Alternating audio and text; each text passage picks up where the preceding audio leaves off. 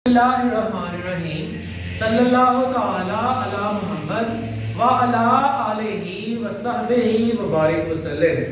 Students, हमने bank reconciliation statement with the help of revised cash book जो है वो स्टार्ट किया हुआ है और आज हमारा इसी टॉपिक का क्वेश्चन नंबर 20 है एमआरएफ और सुहेल अफजल की बुक फाइनेंशियल अकाउंटिंग से। तो आप लोग तमाम बुक को अपने सामने खोल लें और क्वेश्चन को जो है वो साथ साथ रीडिंग करते हैं और सॉल्व करते हैं। बट मेक श्योर कि आप लोग प्रीवियस तमाम लेक्चर्स देख चुके हैं। इस वक्त आपके सामने भी लिंक जो है वो मौजूद होगा इसकी बैंक रिकॉन्सिलिएशन स्टेटमेंट की कंप्लीट जो है प्लेलिस्ट का। आप उसके ऊपर क्लिक करके प्रीवियस तमाम लेक्चर्स को देख सकते हैं, क्योंकि हमने जो चीजें डिटेल में डिस्कस कर दी हैं उनको आने वाले क्वेश्चन में हम उस तरह से डिटेल में नहीं देख रहे। और खास तौर पे कि जनाब bank reconciliation with the help of revised cash book बनाते हुए कौन कौन सी चीज है जो यहाँ पर रिवाइज्ड कैश बुक में नहीं लिखते और उसको यहाँ लिखते हैं, यह हमने बात की है इंट्रोडक्शन वाले लेक्चर में स्पेशली। तो उसका लिंक भी आपके सामने होगा, आप उसको भी अच्छे से देख लीजिएगा। पर आज का क्वेश्चन है, हमने सवाल को हमेशा शुरू करना होता है कि बैलेंस के साथ। तो हमारा सबसे पहले जनाब आपने कंप्लीट फॉर्मेट बना के इसका काम करना है जी। कहता है credit balance as per cash book. हमारी कैश बुक ये बता रही है कि हमने बैंक में से पैसे लिए हुए हैं, उधार लिया हुआ है। Credit balance as per cash book, cash book के मुताबिक हमने बैंक से कर्जा लिया हुआ है। और जब हमने बैंक से कर्जा लिया हो ना तो वो क्रेडिट बैलेंस ही होता है। तो जब हमने बैंक से कर्जा लिया हो तो बैंक तो हमारी लायबिलिटी होता है और लायबिलिटी को किस साइड पर लिखते हैं? क्रेडिट साइड पर। लिहाजा अपने सवाल को जब हमने शुरू करना है तो जनाबे अली उसको यहाँ लिखना है बैलेंस ब्रॉट डाउन के साथ। तो जनाब बैलेंस ब्रॉट डाउन के साथ हमने यहाँ लिखा और हमारा बैलेंस है टोटल 60,000 रुपया। ये balance as per cash book overdraft है कि जब हमने बैंक से जो है वो कर्जा लिया हो तो बैंक जो है वो हमारी लायबिलिटी होता है और लायबिलिटी जो है वो हमेशा क्रेडिट होती है। सो हमने इसे क्रेडिट साइड पर लिखना है। ले जी नेक्स्ट वन है, कहता है wrong debit of ₹2000 has been given by the bank in passbook। wrong debit, bank ने गलती से हमें क्या किया? डेबिट किया। मैं हमेशा स्टूडेंट को कहता हूं बेशक गलती से डेबिट किया, डेबिट तो किया ना। तो भाई जब बैंक हमें डेबिट करता है उससे हम बैंक के ऊपर लायबिलिटी नहीं रहते, और जब हम बैंक के ऊपर लायबिलिटी नहीं रहते तो इसका ये मतलब होता है कि हमने बैंक से पैसे लेने नहीं है। जनाब आप जरा बात को सुने, मैंने आपसे पैसे लेने अगर आप मुझे अपनी लायबिलिटी मानेंगे ना तो फिर इसका ये मतलब होगा कि वाकई आप मेरे एसेट हैं। अगर आप मुझे अपनी लायबिलिटी माने, आप मुझे अपनी लायबिलिटी ना माने, आप कहने नहीं सारा मैं तो आपके पैसे नहीं लेने, तो मैं आपको अपना डेटर कभी नहीं कहूंगा, क्योंकि आप मुझे अपनी लायबिलिटी मान ही नहीं रहे। जब आप मुझे अपनी लायबिलिटी नहीं मान रहे तो इसका मतलब ये है आप मेरे डेटर भी नहीं है। जब आप मुझे अपनी लायबिलिटी मानेंगे तो मैं आपको बोलूंगा कि आप मेरे डेटर हैं, मैंने आपसे पैसे लेने हैं। तो बैंक कह रहा है मैंने तुम्हारे अकाउंट को क्या कर दिया है? डेबिट। बैंक जब डेबिट करे तो बैंक ये कहता है तुम मेरी लायबिलिटी नहीं हो, मैंने तुम्हारे पैसे नहीं देने, इसलिए मैंने तुम्हें डेबिट किया। तो जब बैंक हमें डेबिट करे तो उससे हमारे अकाउंट में कमी होती है, और जब हमारे अकाउंट में कमी हो तो हम उसको किस साइड पर लिखते हैं? क्रेडिट साइड पर, क्योंकि हमारे अकाउंट में कमी हो रही है। ये है रॉन्गली डेबिट। बैंक ने क्या किया? गलती से डेबिट। ये बैंक एरर है। तो बैंक एरर को हमने हमेशा कहां लिखना होता है? रिवाइज्ड कैश बुक में, सॉरी बैंक रिकॉन्सिलिएशन स्टेटमेंट में। पहली लाइन हमें छोड़ देनी है और यहां लिखना है wrongly debited by bank। अगर आप इसकी प्रॉपर डिटेल डिस्कशन देखना चाहें तो जनाब आप प्रीवियस लेक्चर्स को देखें, वहां ये बात हो चुकी है कि बैंक जब हमारे अकाउंट को गलती से डेबिट करे तो हमारे अकाउंट में होती है कमी, हम उसे क्रेडिट करते हैं। और हम उसे क्रेडिट इसलिए करते हैं क्योंकि बैंक जब हमें डेबिट करे तो इसका मतलब बैंक के लिए ये होता है कि ये बंदा मेरी लायबिलिटी नहीं है, और इसका मतलब हमारे लिए ये होता है कि बैंक अब हमारा एसेट नहीं रहा। लेकिन आपने जब बैंक में पैसे जमा करवाए हो, भाई आपसे माजरत कि अगर थोड़ा सा क्वेश्चन लंबा हो रहा है, मुझे एक बच्चे का कमेंट आया, कहता सर आप समझाते बहुत अच्छा है लेकिन आप बड़ी लंबी बात कर देते हैं। तो भैया लंबी बात होने की वजह से तो अच्छी समझ आती है, तो जरा बात को मेरे से एक मरतबा लंबा करते हैं। तो जनाब बात लंबी होने लगी है, बात लंबी हम करने लगे हैं क्या, ये मैं रेस कर दूंगा आगे जो लिख रहा हूं। हम अपने आप को थोड़ी देर के लिए बैंक कंसीडर कर लेते हैं। हम बैंक में, हमारे पास एक बंदा आया, आगे उसने पैसे जमा करवाए, तो हमने क्या एंट्री पास करनी है, हमने कहना है कैश अकाउंट डेबिट और उस बंदे का नाम क्रेडिट। फर्ज करें उसका नाम असलम है, तो असलम अकाउंट क्रेडिट। कैश को डेबिट हमने क्यों किया, हम बैंक का ये ध्यान में रखना है, हमने कैश को इसलिए डेबिट किया, हमने कहा कैश हमारा एसेट, एसेट में इजाफा डेबिट। हमने असलम को क्यों क्रेडिट किया, क्योंकि असलम हमारे ऊपर लायबिलिटी बन गया है, कल को उसने आके ये पैसे हमसे वापस लेने हैं, तो इसलिए असलम हमारी लायबिलिटी है।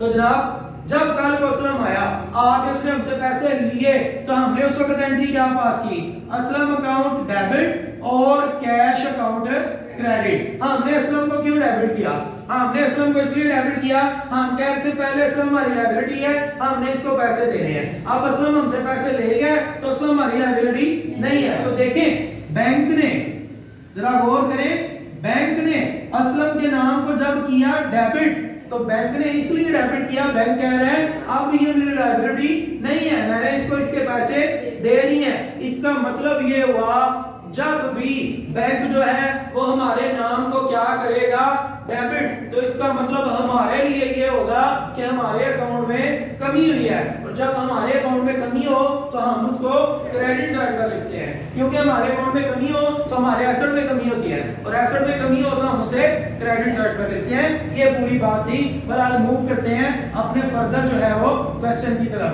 तीसरी ट्रांजैक्शन जनाब, तीसरी ट्रांजैक्शन है, कहता है bank charges made by bank were recorded only in passbook. Bank ने हमसे चार्जेस लिए जिससे हमारे अकाउंट में कमी हुई, और जब हमारे अकाउंट में कमी होगा हम सिर्फ कहां लिखते हैं, बैंक में। क्रेडिट साइड पे हम सोचते हैं हमारे अकाउंट में कमी हो गई है, कहता है बैंक ने तो कमी कर दी है लेकिन आपने कमी नहीं की, तो हम कमी कर दें। आप लिखेंगे जनाब कि बैंक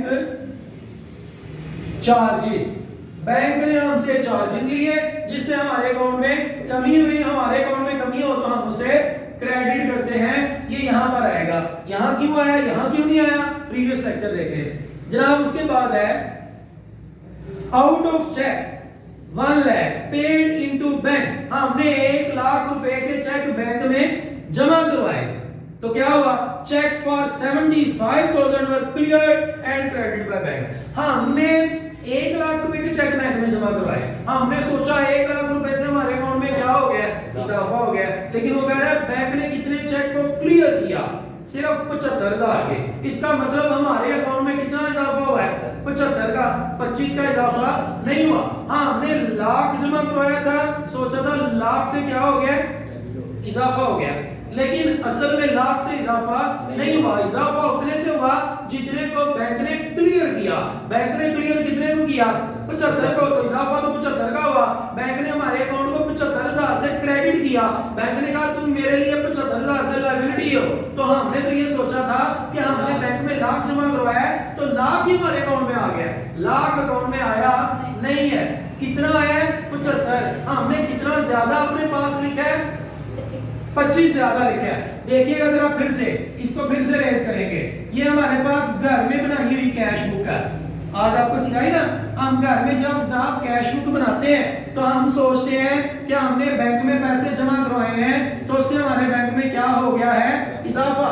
1 लाख रुपया हमारे बैंक में इजाफा हो गया कि हमने चेक बैंक में जमा करवाए हैं, लेकिन आपको महीने के एंड में पता चलता है कि आपके अकाउंट में तो 1 लाख नहीं आया, आपके अकाउंट में तो 75,000 आया है। तो आपने कहा यार फिर मुझे तो यहाँ 75 लिखना चाहिए था, मैंने कितना लिख दिया है, लाख, कितना ज्यादा लिखा है, 25,000। उस 25,000 को उठा के फिर आप वापस किस साइड पर लिखते हैं, क्रेडिट साइड पे, क्योंकि आपके अकाउंट में इजाफा नहीं हुआ। ये है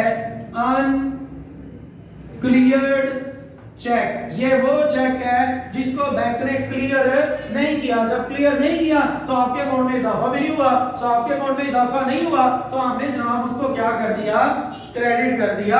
25,000 रुपए से गलती से 75 लिखा गया था जी।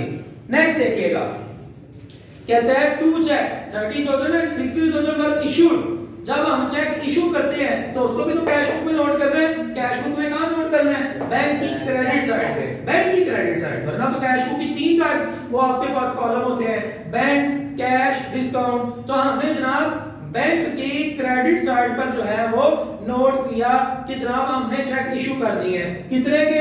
30 का भी और 60 का भी। हमने सोचा टोटल 90,000 रुपए से हमारे अकाउंट में कमी हो चुकी है, लेकिन वो कह रहा है only one check for rupees 30,000 were presented for payment up to 28 February। जनाब हमने सोचा था कि फरवरी के अंदर ही हमारे अकाउंट में टोटल 90 का कमी हो गई है, क्योंकि चेक हमने इशू किया है। चेक इशू करने का मतलब होता है कि हमने जिसकी पेमेंट करनी थी उसको चेक दे दिया। जब हमने से चेक दिया तो सोचा हमारे अकाउंट में कमी हो गई, लेकिन असल में कमी हुई नहीं है। जब कमी नहीं हुई तो हम उसको वापस किस साइड पर लिखेंगे? डेबिट साइड पे। हमने सोचा था कितनी कमी हुई है? 60 की, 90 की, लेकिन लोगों ने बैंक से जाके कितने पैसे निकलवाए? सिर्फ 30,000 बकाया लोगों ने निकलवाए नहीं है। तो जब बकाया लोगों ने नहीं निकलवाए तो वापस फिर हम उसको किस साइड पर लिखेंगे? डेबिट साइड पे। बेटा जरा फिर से सुन लीजिएगा, हमने 30,000 और 60,000 के 2 चेक लोगों को दिए, जाओ जाके पैसे ले लो, ये सोच के हमने अपने बैंक को क्रेडिट कर दिया। लेकिन लोगों ने जाके सिर्फ बैंक से 30,000 रुपया निकलवाया फरवरी में, बकाया पैसे नहीं निकलवाए, तो फिर कमी तो 30 की हुई, हमने साथ में 60 की भी की हुई है। ये 60 की कमी नहीं हुई, उसको वापस डेबिट साइड पे लिख दिया। क्यों नहीं कमी हुई? क्योंकि लोगों ने जाके चेक बैंक को दिया नहीं है। जब बैंक को नहीं दिया तो हमारे अकाउंट में कमी भी नहीं हुई। तो इसको हम लिखेंगे अनप्रेजेंटेड चेक। अनप्रेजेंटेड चेक ऐसा चेक होता है जो लोग जाके बैंक से निकलवाते नहीं है और हमारे अकाउंट में कमी भी नहीं होती, इसलिए डेबिट करते हैं। इसको इसलिए नहीं डेबिट करते क्या अनप्रेजेंटेड चेक होते ही डेबिट है, ये कोई वजह नहीं है। नेक्स्ट ये उसके बाद है जनाब, कहता है dividend on share. Dividend on share, मुनाफे की रकम जो आपने किसी कंपनी के अंदर इन्वेस्टमेंट की हुई है वहां से 18,000 collected and collected directly by bank, the trader has no information about it। हमने बैंक को ये कहा हुआ है कि हमने फलां जगह पैसे इन्वेस्ट किए हैं, वहां से जाके हमारे हिस्से का मुनाफा लाके हमारे अकाउंट में ऐड कर दिया करो। बैंक ने यही काम किया जिससे हमारे अकाउंट में इजाफा हुआ। जब हमारे अकाउंट में इजाफा हुआ तो जनाब हम इसको डेबिट साइड पर लिख देंगे रिवाइज कैश बुक में कि 18,000 रुपया बैंक जो है वो हमारे अकाउंट में ऐड कर रहा है। किस बात का? Dividend collected by bank. Dividend collected जी, डिविडेंड कलेक्टेड बाय बैंक। कितना? 18,000 रुपया। तो जिससे हमारे अकाउंट में इजाफा हो गया, हमने उसे डेबिट कर लिया। लास्ट वन है, कहते हैं passbook contain an entry for fees 20,000 being direct payment made by a customer into bank. हमारे कस्टमर को हमारे अकाउंट नंबर का पता है, वो गया हमारे बैंक में जाके हमारे अकाउंट में पैसे जमा करवाया। तो जब वो बंदा जाके हमारे अकाउंट में पैसे जमा करवा के आया तो उससे हमारे अकाउंट में क्या हो गया? इजाफा। तो जब हमारे अकाउंट में इजाफा हुआ तो हमने उसको क्या कर दिया? डेबिट। हमें पता नहीं था, बाद में पता चला है, सो हमने उसको डेबिट कर देना है। अब जो है वो हम इसको यहाँ लिखेंगे क्या जी? Directly deposited by customer. Directly deposited by a customer. तो जब कस्टमर ने डायरेक्ट जो है वो हमारे अकाउंट में पैसे जमा करवाए तो उससे हमारे अकाउंट में हो गया है जनाब इजाफा। कितना इजाफा हुआ? 20,000 रुपया। ले जनाब, ये हमारे पास जो है वो आज का काम था कि हमने देखा कि कब कब हमारे अकाउंट में इजाफा हुआ और कब कब कमी हुई। सो अभी आप टोटल करें तो बड़ी साइड यही वाली है, ये आ गई 60,480। 60,480 इसमें से माइनस किया ये दोनों चीजों को, तो जो बैलेंस आएगा उसको हम बोलेंगे बैलेंस कैरिड ऑन। क्या आया? 22,480। तो जनाब इस बैलेंस को उठा के ये जो पहली लाइन हमने छोड़ी थी यहां पर लिखना है किस नाम से? Balance as per revised cash book. Revise cash book के मुताबिक हमारे बैंक में कितने पैसे मौजूद हैं? 22,480। 22,480 और ये मौजूद नहीं है, ये उधार लिया हुआ है क्योंकि किस साइड पे है? क्रेडिट साइड पे। ये देखिए ना, ये जो बैलेंस है ये डेबिट साइड पे लिखा है, लेकिन असल में ये बैलेंस है कौन सा? ये क्रेडिट बैलेंस है। सर क्रेडिट बैलेंस कैसे है? क्योंकि बड़ी साइड कौन सी थी, क्रेडिट, क्रेडिट साइड के बड़े होने की वजह से इधर लिखा गया है। सो ये असल में है ही कौन सा बैलेंस, क्रेडिट बैलेंस, इसलिए हम इसे वापस किस साइड पर लिख रहे हैं, क्रेडिट साइड पे। तो ये जनाब हमारा तकरीबन काम मुकम्मल हो गया है। हैवियर साइड हमारी यही है, 60,000 बढ़ा है, इसको दोनों तरफ लिखा, छोटे वाली इसमें से माइनस की, जो जवाब आया वो कितने, 10,520, इसको हमने कहना है बैलेंस एज पर पासबुक। और आपको पता है पासबुक का बैलेंस क्रेडिट होता है, सो ये क्रेडिट साइड पे ही है। So it's all about student bank reconciliation statement with the help of revise cash book. एक मरतबा जरूर रिपीट करना चाहूंगा कि यहाँ पर कौन सी चीजें आती हैं और इधर नहीं आती। जो चीजें इधर आती हैं वो अंडरस्टूड है, इधर नहीं आएंगी। कौन कौन सी है, unpresented cheque, uncredited cheque, omitted cheque, uncleared cheque, bank error, और एक कौन सा जी, हो गया जो भी है। आप लोग पिछला लेक्चर देख लीजिएगा। Thank you so much, keep watching Aftab बता रही हो।